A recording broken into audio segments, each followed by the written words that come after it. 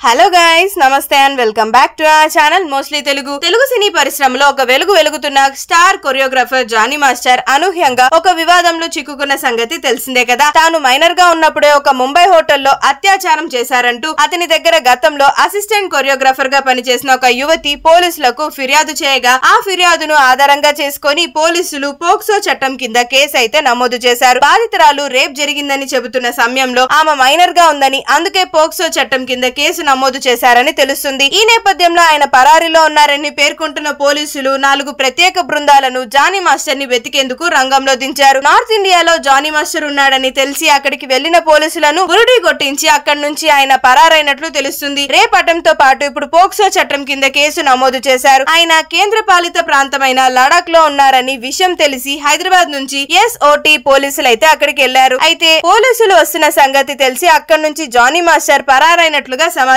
ఇప్పటి వరకు ఒక లెక్క, ఇప్పుడు నుంచి ఒక లెక్క అన్నట్లుగా ఈ కేసు తయారైంది. ఎందుకంటే పోక్సో చట్టం ప్రకారం ముందుగా ఎలాంటి విచారణ చేయకుండానే ఇప్పుడు జానీ మాస్టర్ ను అరెస్ట్ చేసే అవకాశం ఉంది. అయితే జానీ మాస్టర్ ని అరెస్ట్ చేస్తారా లేక ఆయనే స్వయంగా వచ్చి లొంగిపోతారా అనేది తెలియాల్సి ఉంది. ముందుగా ఈ న్యూస్ జెన్యూన్ అంటారా, ఫేక్ అంటారా? మీ ఒపీనియన్ ని కామెంట్ బాక్స్ లో చెప్పేయండి.